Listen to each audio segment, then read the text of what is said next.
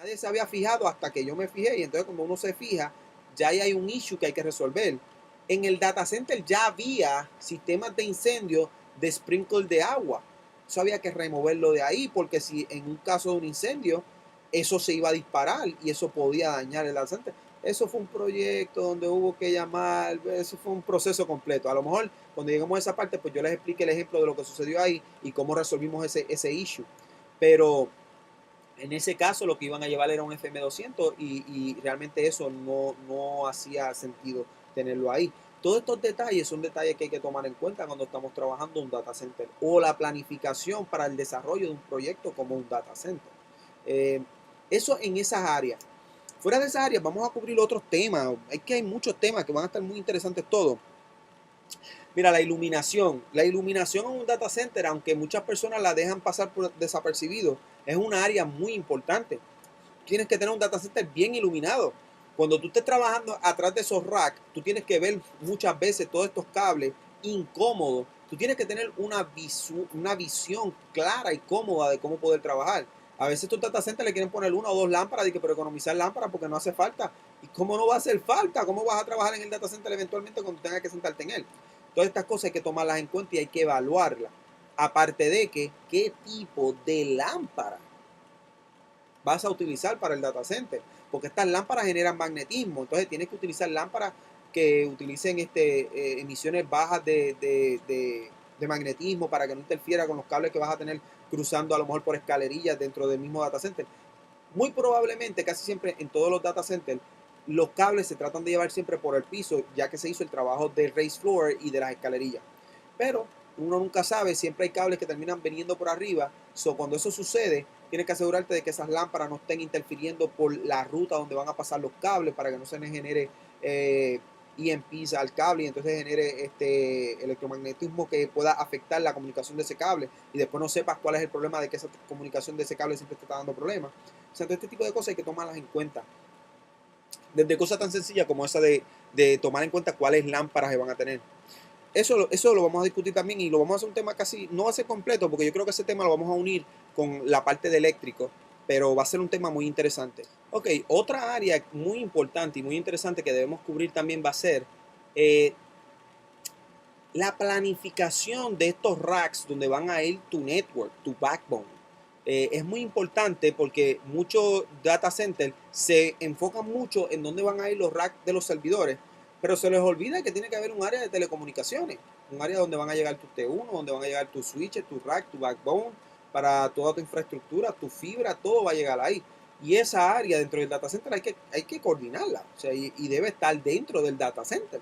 No lo vas a poner en otro cuarto, otro closet afuera, porque el data center es el que tiene las facilidades y las amenidades para que todo lo que tenga que ver con los equipos electrónicos de tu infraestructura estén bien. Ahí van a haber reguladores de voltaje, van a haber UPS, van a haber sistemas de enfriamiento buenos, van a haber una serie de cosas más. Vas a estar tú ahí siempre constantemente viendo cualquier luz ámbar, cualquier switch que se vaya o se caiga o reciba algún tipo de averiación, poderlo ver y visualizar en el momento. Eso hay que planificarlo también. Esos racks son parte de los racks. Deben ser tomados en cuenta cuando tú estás desarrollando la planificación de tu data center. Otra parte muy importante de todo data center a veces se olvida. No significa que después no se corrija y se haga como se debe hacer, pero muchas veces se olvida. El ground and bonding. El ground and bonding es crucial en un data center y más cuando les acabo de explicar que los data centers, por el problema de que se utilizan unidades de enfriamiento de baja humedad que eliminan humedad como las levers, el problema que vas a tener ahí es que necesitas tener un buen ground, porque ese ground es el que te va a eliminar la gran mayoría de los problemas eléctricos que vayas a tener dentro de esa facilidad. Y tú tienes equipos costosos, tienes una carga de voltaje y amperaje fuerte corriendo dentro de ese data center. Necesitas un buen ground and bonding para que todo lo que se ponga dentro de ese data center esté groundeado. Todos los equipos, como cuestión de hecho, te traen para hacerle el ground and bonding. Lo que pasa es que muchos IT o muchos departamentos de IT es algo que se les pasa desapercibido, no lo toman con la prioridad o con la importancia adecuada y muchos problemas se generan por esa área. Eso es muy importante trabajar esa área del ground and bonding. Fuera de esa área, Lo otro que vamos a tratar de cubrir, y ese a lo mejor lo hagamos dentro de la misma área de los racks, es hablar bien de lo que tiene que ver con las escalerillas, qué lógica se debe seguir cuando se vayan a hacer los diferentes caminos de escalerilla, dónde se deben ubicar, eh, cuál es la idea detrás de poner escalerilla, o sea, ¿por qué no simplemente tirar el cable por el piso? Vamos a decirlo, o sea, Darío, obviamente, porque, pues mira, obviamente, por eso lo vamos a discutir. El cable debe ir en una escalerilla descansando de diferentes áreas a diferentes áreas, no deben hacer cortes a 45 grados, perdón, a 90 grados cuando vas a montar las escalerillas para que los cables no forcen la comunicación de data. Los cables que van dentro de una escalerilla van a generar electromagnetismo de por sí, aunque se cancela, pero mucho cable genera mucho más electromagnetismo. So, ¿qué tipo de cable deberíamos utilizar? Si shielded, si no shielded, dependiendo del proyecto. Vamos a discutir eso va a ser bien interesante. Por otra área, lo que vamos a discutir también es, lo otro que vamos a discutir es bien interesante. ¿Cómo vamos a organizar estos gabinetes dentro de los data centers cuando lleguemos a esa área de organizarlos para poder comunicar un rack con el otro sin quitarle la privacidad a los demás racks? Y eso me lo voy a explicar. Dependiendo de los data centers que ustedes trabajen, van a notar que dentro de la industria hay varios tipos de data centers. Hay data centers donde tú llegas a un data center y ese data center a lo mejor es un compendio de diferentes data centers de diferentes agencias o compañías o proveedores, donde a lo mejor estos 5 racks que están aquí son de una compañía, estos 10 racks que están acá son de otra y estos 5 que están al final son de otra agencia.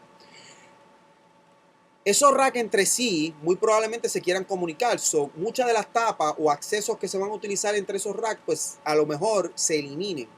Pero siempre tienes que mantener claro que lo que son de una agencia, cómo tú vas a mantener la seguridad dentro de ese rack para que no pueda ser accesado por otras personas que vayan a visitar otros de los racks de otras agencias. O sea, ya sea por llave, ya sea porque las tapas estén puestas y tengan llave, porque todo viene esto con llave. O que se te exija o se te pida hacer lo que llaman los cage o las famosas jaulas. Yo estuve envuelto en el proceso de un cliente, en un proyecto de un cliente que se montó una de estas jaulas, sumamente fácil, el proyecto es sumamente interesante. Estas jaulas lo que hacen es, si tú tienes una gran cantidad de servidores o lo que sea, estas jaulas tú las instalas, tienen un techo hecho de jaula, tienen unas paredes hechas de jaula, o sea, en forma de circumference, lo más probablemente yo les enseñe